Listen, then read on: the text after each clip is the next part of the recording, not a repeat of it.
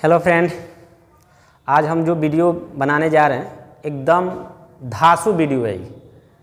तुम लोग एकदम थोड़ा सा 3 से 4 मिनट अगर हमको टाइम देगा ना तो पूरे income and expenditure account, balance sheet और received and payment account total तुमको 4 से 5 मिनट में एकदम हम कंफर्म सिखा देंगे कि एनपीओ मतलब कुछ नहीं।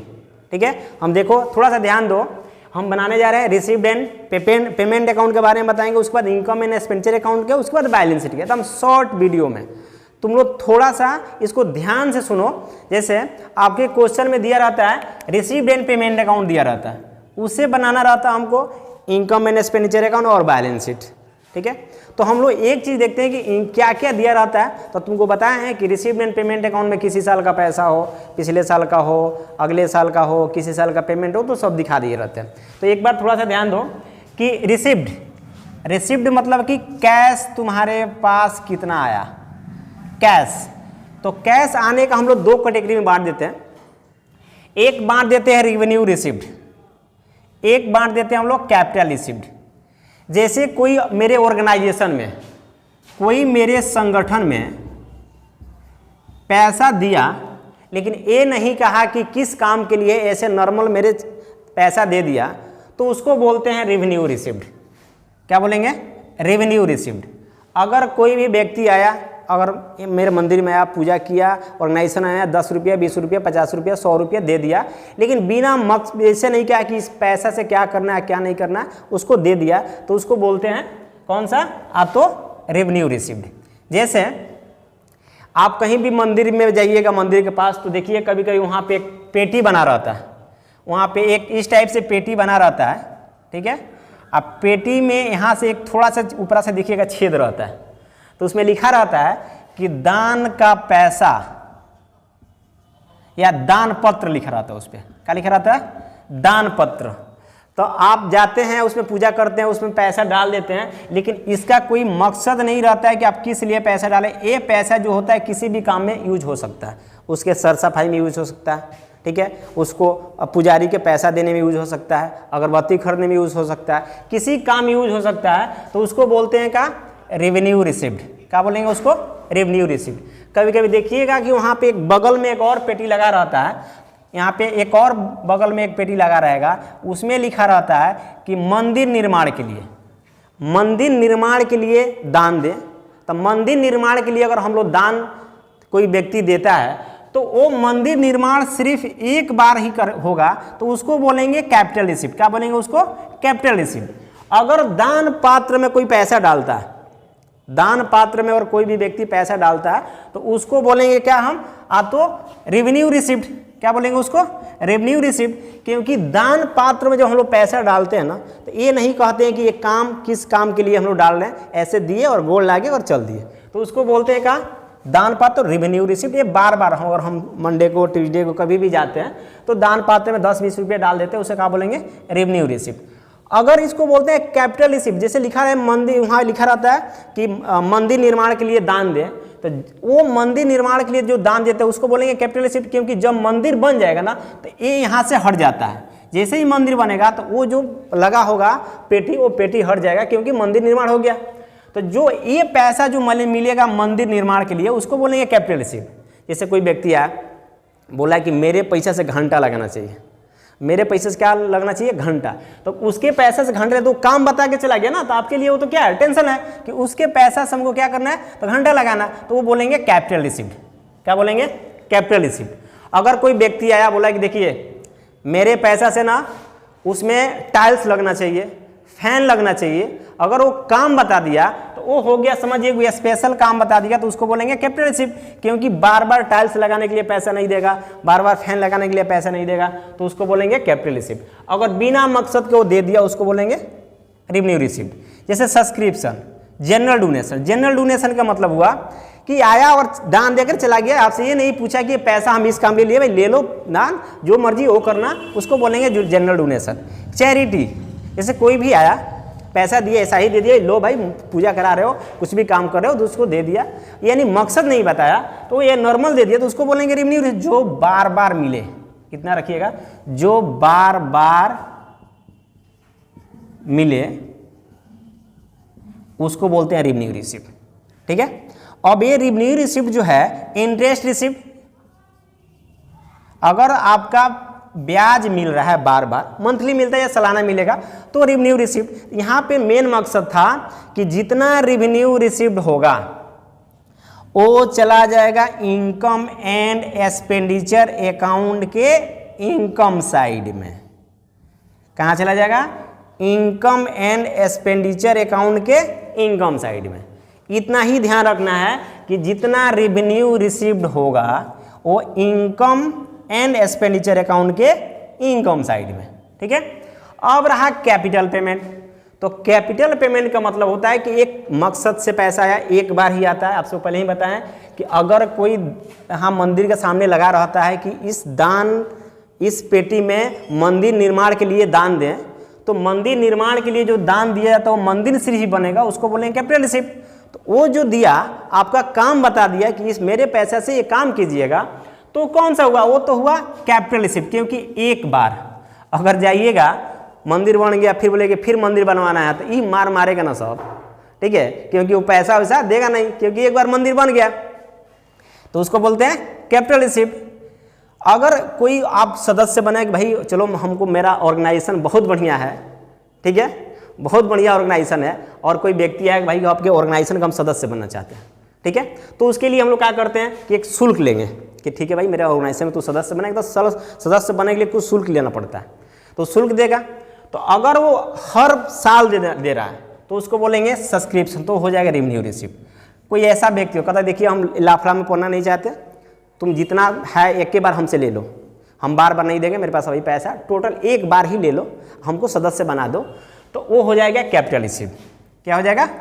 Capital receipt. ठीक है, लीगेसी, तुमको पता है कि कोई व्यक्ति वसीयत में लिख दिया कि मेरे पैसा, मेरा पूरा प्रॉपर्टी जब तक जिंदा है तब तक मेरा है, मर जाने के बाद ये पूरा मेरा प्रॉपर्टी ये कहाँ चला जाएगा? संगठन में। कहाँ चला जाएगा? संगठन में। तो उसको बोलते हैं लीगेसी। ठीक है, तो वो कहाँ चला जाएगा? पूरा का पूरा चला जाएगा संगठन में, तो उसको बोलेंगे लीगेसी। स्पेशल डोनेशन, जैसे आप पहले ही बताएं कि ऐसा अगर वो चंदा ऐसा दान दिया, कहा कि मेरे पैसा से मंदिर में क्या लगना चाहिए? घंटा लगना चाहिए या टाइल्स लगना चाहिए। ठीक है, तो क्या बोलेंगे उसको? Special donation.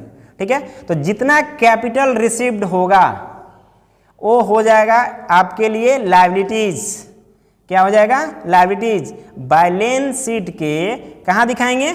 लायबिलिटी साइड में दिखाएंगे, क्योंकि आपका एक फर्ज बनता है, यानी आपके लिए कर्ज हो गया कि भाई जो आपके वो पैसा दिया है उस काम आपको अच्छे से करना है, उसके लिए क्या बोलते हैं? लायबिलिटीज। जितनी कैपिटल रिसीव्ड होगी, जितना कैपिटल रिसीव्ड होगा, मेरे साथ बोलो, जितने कैपिटल रिसीव्ड होगा वो क्या होगा? बैलेंस शीट के लायबिलिटी साइड में दिखाएंगे, यानी क्या है? ये लायबिलिटीज हो जाएगा, क्योंकि मेरे लिए, संस्था के लिए क्या है? वो लायबिलिटीज है। जैसे मान लीजिए कोई लड़का हमसे बोला कि सर हम 12th में पढ़ रहे हैं, अभी मेरे से पैसा ले लीजिए, बीकॉम टोटल 3 साल ही आपके पास पढ़ेंगे, तो मेरे लिए क्या हो गया? लायबिलिटीज। ठीक है, तो कहाँ दिखा देंगे?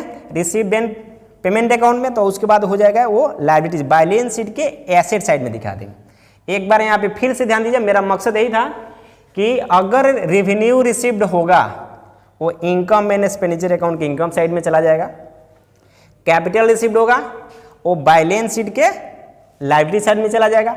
लेकिन अगर आप रिसीव्ड एंड पेमेंट अकाउंट जब बनाते हैं ना, तो ये दोनों चला जाएगा रिसीव्ड एंड पेमेंट अकाउंट के रिसिप्ट साइड में। ये दोनों, कैपिटल रिसीव्ड हो या रेवेन्यू रिसीव्ड हो या कैपिटल रिसीव्ड हो, ये दोनों आ जाएगा कहाँ? तो रिसीव्ड एंड पेमेंट अकाउंट के रिसिप्ट साइड में, यानी डेबिट साइड में। टोटल वो भले रेवेन्यू रिसिप्ट क्यों ना हो या कैपिटल रिसिप्ट क्यों ना हो। ठीक है, आप जब बैलेंस शीट बनाएंगे, जब इनकम एंड एक्सपेंडिचर अकाउंट बनाइएगा, तो वहाँ पे ध्यान रखिएगा कि जितना रेवेन्यू रिसीव्ड होगा वो इनकम एंड एक्सपेंडिचर अकाउंट के इनकम साइड में, और जब बैलेंस शीट बनाइएगा तो कैपिटल रिसीव्ड जितना होगा वो बैलेंस शीट के लायबिलिटी साइड में। क्लियर है? हम तो अब आगे चलते हैं पेमेंट्स। तो पेमेंट क्या होता है? जैसे पेमेंट भी हम लोग करते हैं, तो एक उसको दो भाग में बांट देते हैं, एक होता है रेवेन्यू पेमेंट। कौन सा पेमेंट? Revenue payment. एक होता है कैपिटल पेमेंट। अगर कोई भी हम लोग पैसा पेमेंट करते हैं तो उसको बेनिफिट लेते हैं। बिना बेनिफिट का हम लोग पैसा किसी को नहीं देते हैं। जैसे मान लीजिए अब दो तरह के बेनिफिट, एक शॉर्ट बेनिफिट, एक लॉन्ग बेनिफिट। अगर एक ऐसा पैसा देते हैं उसका तुरंत फायदा उठा लेते हैं, एक ऐसा पैसा देता है जिसका लॉन्ग टर्म 10 साल 15 साल 20 साल तक उसका फायदा मिलता है, तो उसको बोलेंगे कैपिटल पेमेंट। ठीक है। जैसे सैलरी, अगर किसी का हम वेतन देते हैं तो उसके 1 महीना काम करा लेंगे, बेनिफिट हुआ। 1 महीना तुरंत हमको काम किया, तुरंत पैसा दिया, तो बेनिफिट हुआ मेरे लिए। इंश्योरेंस पेड किए, बेनिफिट हुआ। ठीक है। पोस्टेज एंड स्टाम्प, ठीक है, तुरंत टिकट खरीदे कहीं भेजे कुछ, तो मेरे लिए क्या हुआ? बेनिफिट हुआ।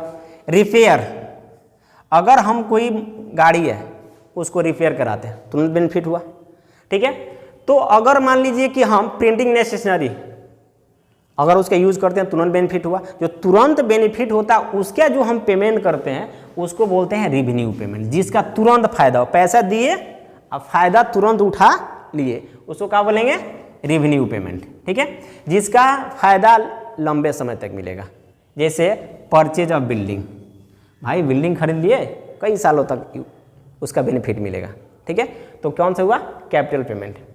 फिक्स डिपॉजिट, अगर बैंक में पैसा जमा कर दिए, ठीक है, तो उसका फायदा कितने साल तक मिलेगा? तो लॉन्ग टाइम तक मिलेगा।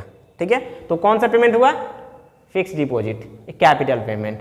परचेज ऑफ बाइक, अगर हम कोई बाइक खरीदते हैं तो बाइक कई सालों तक चलाएंगे, ठीक है, तो उसको बोलेंगे कैपिटल पेमेंट। जैसे मान लीजिए आप किसी का दहेज मिल जाता है, ठीक है, उसका मिल गया गाड़ी, तो भाई वो तो ज़्यादा दिन तक चलाएगा, लेकिन अगर वो पेट्रोल डालता है ना, उसका रिपेयर कराता है ना, तो बार बार कराएगा। तो बार बार कराएगा तो क्या बोलेंगे उसको?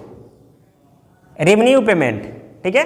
अगर वो बाइक खरीदता है तो भाई बाइक एक ही बार खरीदेगा ना, तो उसको बोलेंगे कैपिटल पेमेंट। जो लाइफ में एक बार खरीदेगा उसको बोलेंगे कैपिटल पेमेंट। और जो जिसका पेमेंट वो बार बार कर रहा है, जैसे इलेक्ट्रिसिटी बिल, भाई अभी उजाला में हम लोग आज तुरंत उसका बिल पे करेंगे, अब तो लग गया प्रीपेड, ठीक है, तो प्रीपेड लग गया तो भाई उसका पहले तो पे करते हैं, उसके बाद ही उसका बेनिफिट लेते हैं, तो वो सब क्या होगा? Revenue payment. अगर इन्वेस्टमेंट, ये सारे जो जिसका लॉन्ग टर्म मेरा बेनिफिट हो, ठीक है, या एक बार पेमेंट करते हैं, वो कैपिटल पेमेंट है। जो बार बार पेमेंट करते हैं उसको बोलेंगे रेवेन्यू पेमेंट। जो एक बार पेमेंट करेंगे, कितने बार? एक बार पेमेंट करना है भाई। अगर एक बार पेमेंट किया उसका बेनिफिट ले रहा है तुम, तो क्या हो गया? Capital payment. तो जितना कैपिटल पेमेंट है वो भाई आपका क्या है? तो एसेट्स है, तो उसको दिखाएंगे बैलेंस शीट के एसेट साइड में। कहाँ दिखाएंगे? बैलेंस शीट के एसेट साइड में। जितना रेवेन्यू पेमेंट होगा उसको इनकम एंड एक्सपेंडिचर अकाउंट के किस साइड में? तो एक्सपेंडिचर साइड में। मेरे बताने का मकसद यही था, ठीक है, कि हम यही क्लियर करने वाले हैं कि यहाँ पे फिर एक बार देख लो, रेवेन्यू रिसीव्ड आपको कहाँ चला जाएगा? तो इनकम एंड एक्सपेंडिचर अकाउंट के इनकम साइड में। कैपिटल पेमेंट बैलेंस शीट के लायबिलिटी साइड में, और revenue payment income and expenditure account के इनकम साइड में। अगर कैपिटल पेमेंट बैलेंस शीट के एसेट साइड में। इतना हमेशा ध्यान रखना, क्योंकि ये जो है